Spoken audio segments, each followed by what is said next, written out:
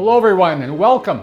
My name is Paul Renaud and I'm really excited to be here today to introduce you to a spotlight on peak performance, countdown to Paris 2024 Olympics.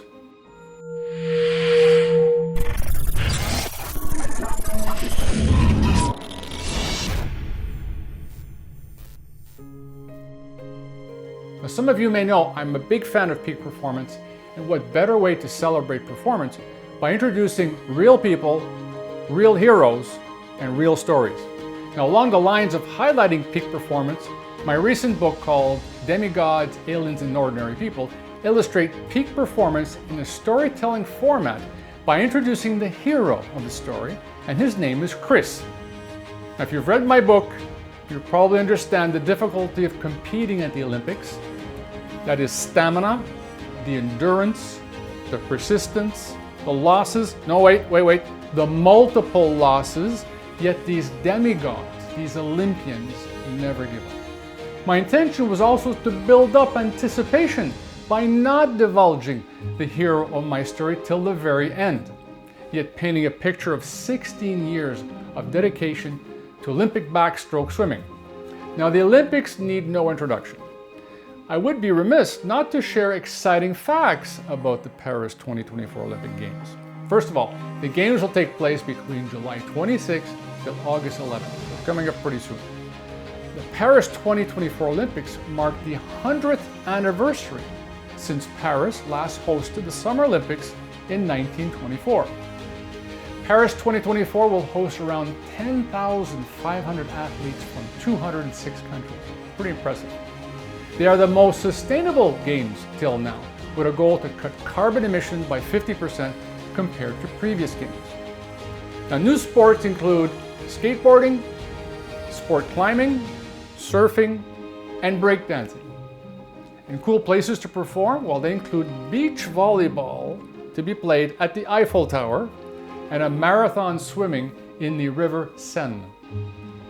Now, to make this spotlight even more interesting, I thought I would turn the table around, ladies and gentlemen, because I'm going to leave you in on a little secret. I am proud and elated to tell you that Chris Renaud, is my nephew. That is my brother's son, and has made it possible for me to appreciate the Olympics as much as I do. Why? Well, because I remember ever since Chris was 8 years old, we followed in his footsteps till the culmination of representing Canada as a backstroke swimmer at Atlanta 1996 and Sydney 2000 Olympic Games. And the good news is I'm able to interview my hero, Chris, today, and to share more about his wonderful journey at the Olympics. Chris, welcome. Glad to have you. How are you, my friend? I'm good, Paul. Thanks for having me.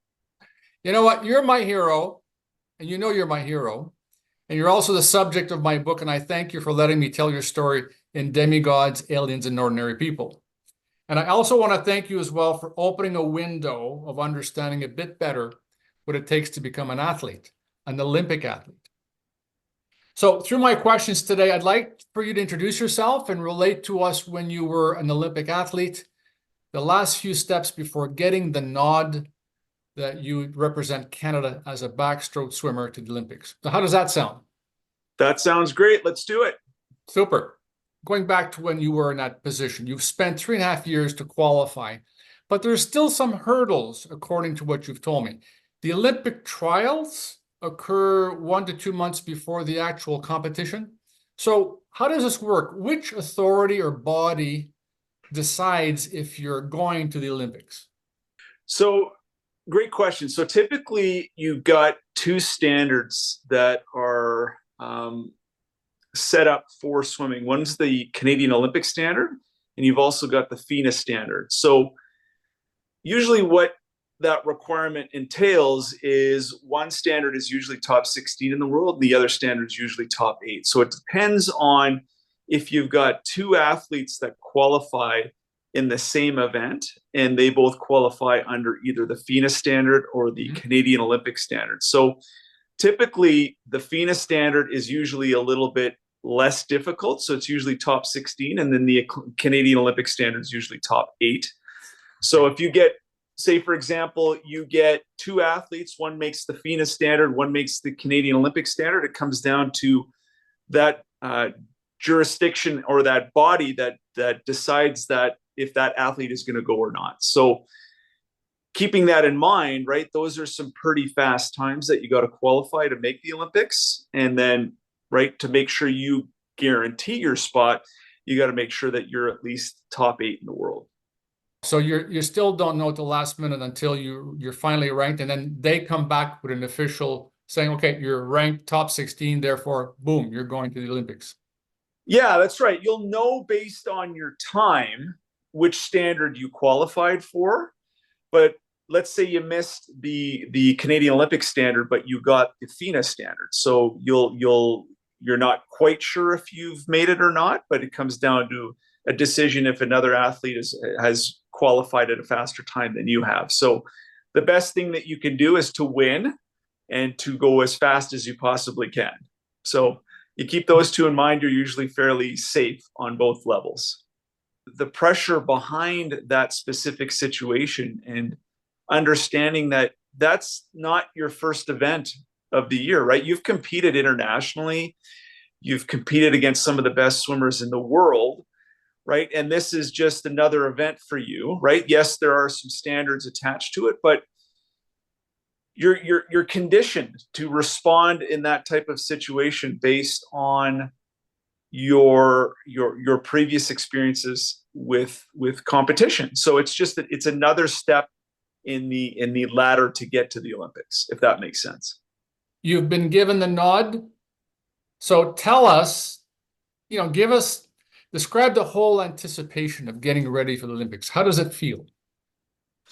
So usually what happens after the Olympics is the team gets together and there's called staging. So we'll go to either a venue that's at the same elevation as the Olympics and do our training there just to condition ourselves to get ready to compete at that level. So that usually occurs 2 or 3 weeks before the Olympics. So you can make some final adjustments and anything that you need to get done in order to compete at a very, very high level. So it's usually some last minute prep that goes into making sure that you've got everything done to get your body into peak performance and that it is ready to go the day that you need it to go. How did you feel overall? Were you excited? I mean, were you nervous? I mean, how did it feel to know that you're actually going? Were you?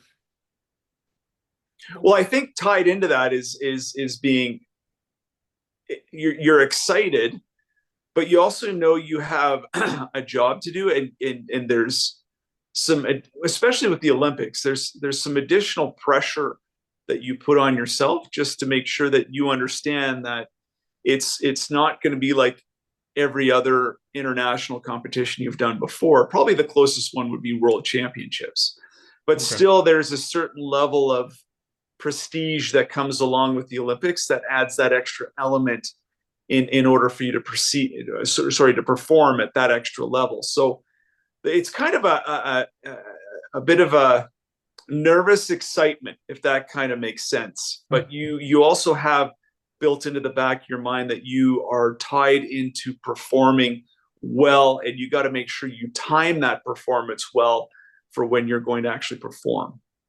So now you're at the Olympics and you're competing. I want you to think back now. What were your fears back then?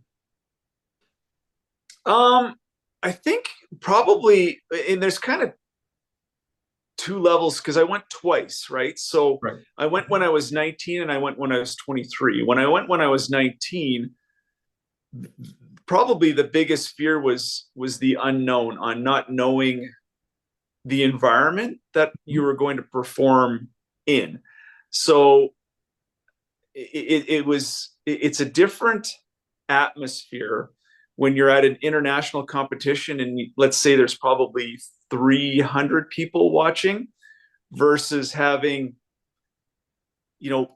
15,000 people watching plus 1 million people on TV. So you're probably, your main fear is that you're not going to compete to the level that you expect yourself to compete at, if that makes sense.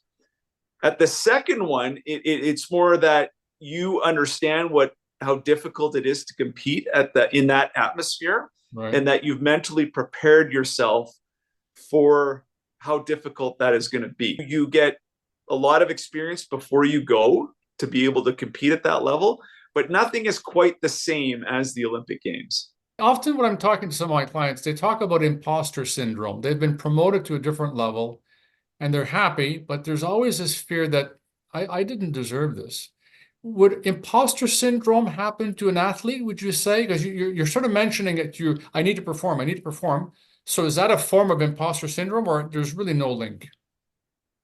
I don't think that correlation is applicable here. I think it's more along the lines of you have achieved a standard to get to where you want to be at the Olympics. So your expectation of yourself isn't really necessarily tied to that, Paul. It's more tied to you want to succeed, but there is some timing and there's some alignments and there's nutrition and everything that's kind of tied into landing into that perfect performance on that one day.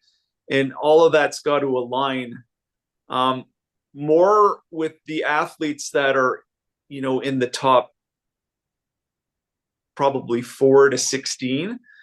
The athletes that usually win usually have a bigger variance to work with within the Olympics. And all the stars need to align for those people to kind of get into that threatening position to be in that top 1, 2, or 3.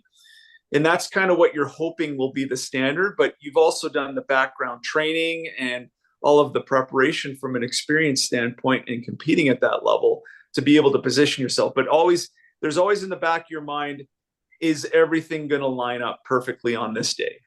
So that's a bit of the fear that's built into that. And that's a segue to the next question. I mean, when you're surrounded with so much talent, would you say the pressure would be enough to crush you? Or alternatively, could this pressure push you like never before? Well, it really comes down to how the individual interprets the environment they're in. So if you're an individual that is can be easily distracted by other individuals, then that becomes a very significant problem that you need to take care of before you go to the Olympics. Okay. If you are a person that can put on a set of headphones and tune it all out and just worry and visualize about what you're going to do in your race, then you really got to hone that skill before you go to the Olympics. So again, it's all tied into the 3.5 years before you actually compete. And that's built into building that and understanding yourself and what makes you tick and what makes you operate and what makes you perform at a peak level, and being able to hone those skills before that happens. You can't wait until you're in the environment and then hope that you can react in a corresponding way to be able to perform at a peak level. It's all got to be built into that background training before you get there. So let's switch gears a little bit. I want to talk about the team effect now. So you've competed as an individual sport, clearly, and you've won a silver medal when competing with the Canadian relay swimming team at the Commonwealth Games. Now, the team effect is something I've described in the book, and it's also something I fundamentally believe, that is the people that support the athletes, right? These people could be either teammates or people outside of the team. My question to you is, who was the most important person for you in the team?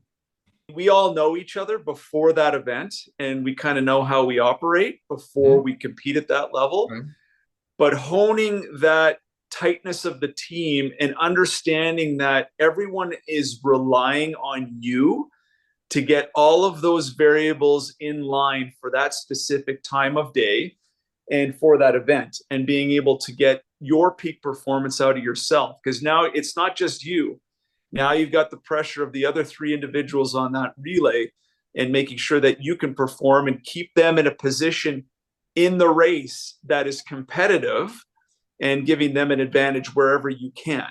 So all of that tied in together is kind of is built around that premise of the team and having each link in that team synergistically working together and being aligned for that specific time of day. So usually in that circumstance where we do have that relay is we're spending more time, you know, either the day before or that day together and making sure that we're doing stuff and making sure that we're on the same thought process. We're getting each other pumped up. We're getting ready to perform at a peak level, and understanding that pressure is in the background, but everyone wants everyone to succeed within the relay. I've always wanted to witness in person the Olympic Games opening ceremonies. I mean, I still remember watching Beijing when they had 1,000 drummers performing flawlessly, synchronized. I mean, it just blew my socks. I mean, to me, the opening ceremonies are a world pageant of what it is to become human, and very few people are lucky enough to attend these ceremonies. So please describe your most cherished moment in the opening ceremonies. So, really interesting question there. So, and it kind of parallels to the Olympics themselves. You don't get to see how much work goes behind the scenes, so that performance is flawless for the spectators on TV and the spectators in the arena. It's an immense amount of coordination and an immense amount of work that parallels with the athletes that are actually competing at the Olympics. So what you're seeing there is the finished product, as you are at the Olympics, a finished product of years, sometimes in most circumstances, years of effort and coordination in the background there. For me specifically, my favorite moment at the opening ceremonies was finding my parents in the stands and understanding how much effort and time and coordination and even their performance went into me being able to attend and walk around at that ceremony. So seeing them there and their excitement was one of my cherished moments, because I knew I would not be there if it wasn't for them. And the amount of money that went into my sport and the sponsorships and getting up at 4 o'clock in the morning to drive me to my practices, and then, you know, after their exhausting days of work, driving me home, and then making food and everything that goes into getting an athlete to where they are. It's not a once every 4 years type of environment for the athlete alone. It's their families that go into getting them to where they are and really supporting them, because it takes an army to get an athlete to where they are at the Olympics. And I was, it was, and it's still in this, to this day, burnt in my memory, seeing them at the Atlantic, in Atlanta, right, at the opening ceremonies, and seeing them and my brother and everyone else, you know, part of the Canadian contingency that was there, and how excited they were. Super. Yeah. I can hear the team effect again. In fact, often I mention that even the most successful of people are never successful all on their own. They have armies, to use your word, of people behind them, but you never see or hear about that. But I'm glad you emphasize that. And like you said before, Paul, there's direct parallels with you know, the working environment.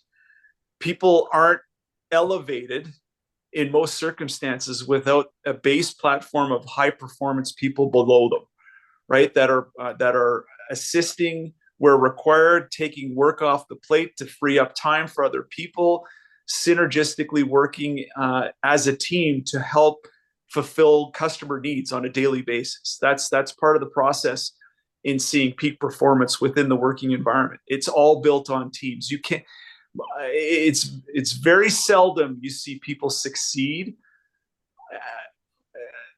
individually. It's always, there's people built behind that success at one level or another. No, we need to be reminded. It's good to be reminded of that, Chris. Thank you. Absolutely. So I want to raise a few delicate questions for you. So, you know, when during the ceremony of awarding the medals, when the flag and the anthem of the country is raised, and in this case, your competitor is his flag and the national anthem is raised. How did you feel in that moment? Well, I wasn't on the podium for the Olympics, but I have been in similar situations at other international competitions, and it's always a point of reflection, right? And a point of gratitude, and it always comes down to the individual. For me, when I saw that, I was grateful that I got to compete against somebody that was better than I was, and that I could take something away that would help me improve myself. And part of developing as an athlete, right, was observing others, how they prepare, how they compete, how they deal with pressure, and applying some of those secrets to what you do on a daily basis to help improve yourself and your performance.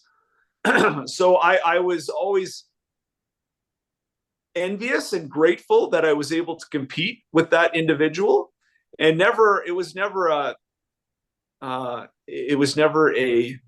I'm very upset that I didn't win.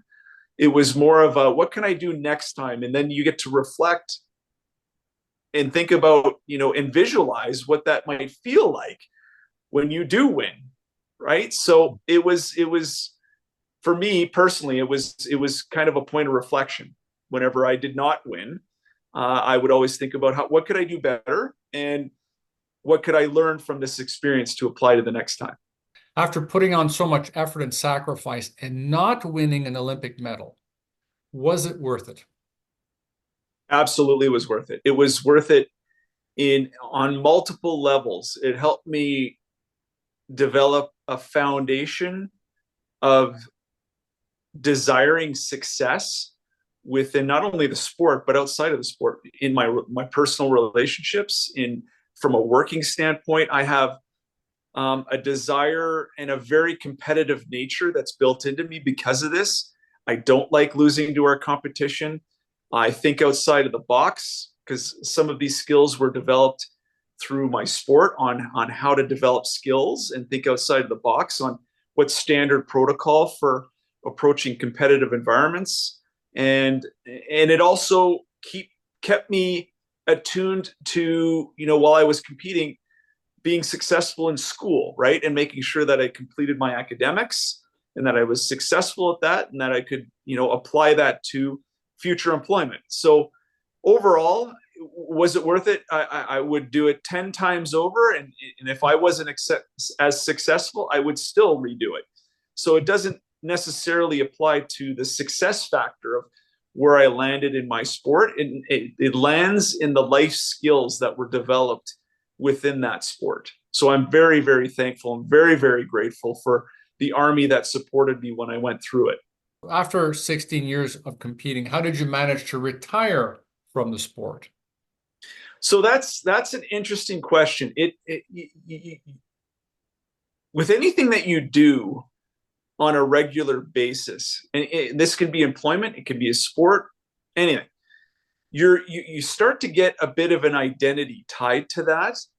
And when you do a bit of a shift or a pivot in changing that, you've got a bit of an identity crisis. You've got to kind of go into a mode of finding out who you are and how you operate again, all over again.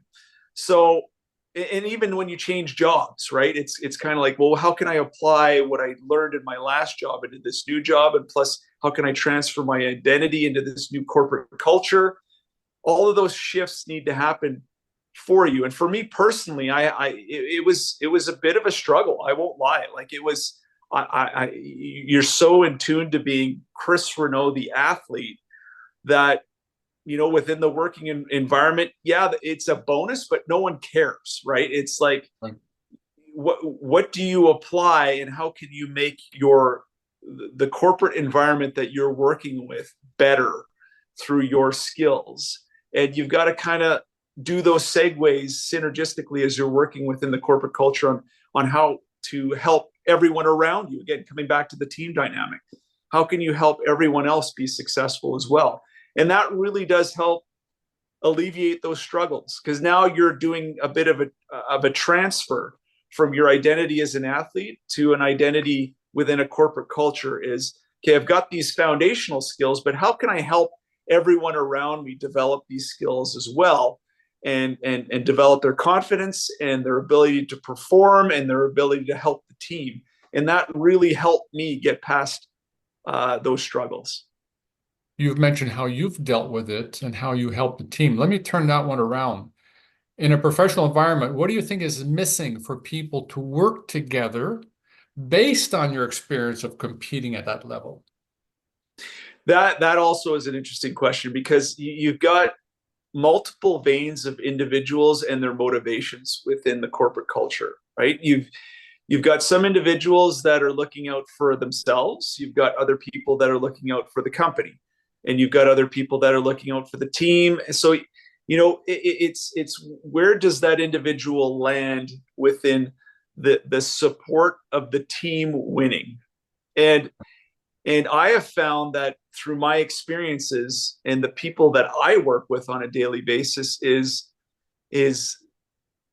the friendly demeanor and the transparent discussions about success and elevating everyone around me is my motivation. Okay. So I like to see people succeed.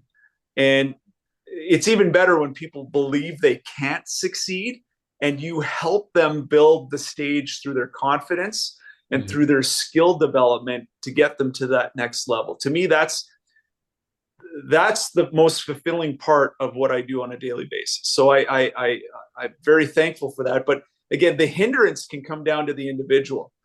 If you have individuals on your team that do not work in that cadence, then you've got to put on a different hat and find out, how do I work with that individual to bring their strengths back to the team in a way that's productive and not adversarial, right? Which can be the circumstance in certain corporate cultures.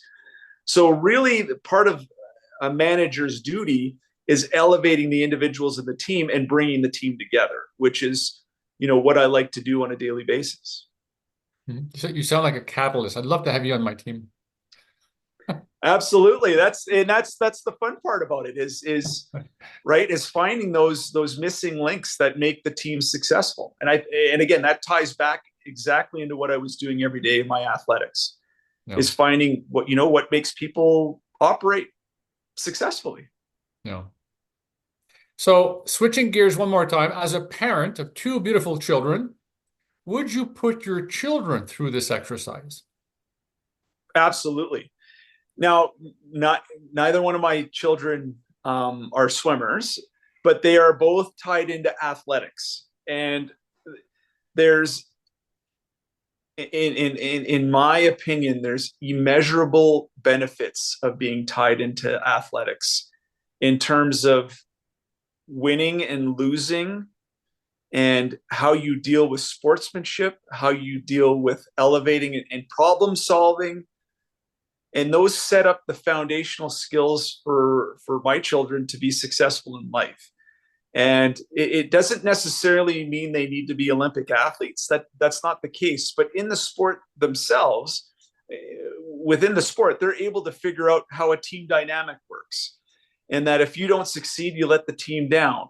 And there's so many built-in wonderful learning lessons within sports that absolutely, even though they may not get to my level, having them compete in athletics, and transfer that into their academics and being able to learn how to be successful there, I think is a great transference of skills for them and being able to be successful in life. Well, you're almost answering my last question. So what would you recommend to the parents who are listening to this? What would you recommend to the parents who have children that are competing in sport? It is not easy for adults these days and for parents these days, because we're having to battle portable devices. And children right now, adults can't even limit themselves, but children have it's almost impossible for them to limit themselves So it becomes a requirement in my household that if you are going to be on a mobile device, that you will have to be spending some time studying or competing or training for your competition, so on and so forth. So it's such a struggle for parents these days. But again, finding out what your children want to do and what makes them excited, and do you want to try hockey? No, I don't like skating. Do you want to try lacrosse? Do you want to try? But we are going to be doing something, right? So you can't be sitting around on your phone all day, but we are going to be doing something. So you get to decide what it is, and I'm going to help you, and we can try it, but the commitment is there. Once we pay, the commitment's there for the half season or the full season, however that works, to get them enrolled into the sport, so that so that the child understands what commitment means as well, right? So Yes. again, a whole bunch of things tied into foundational development for the kids for success in life.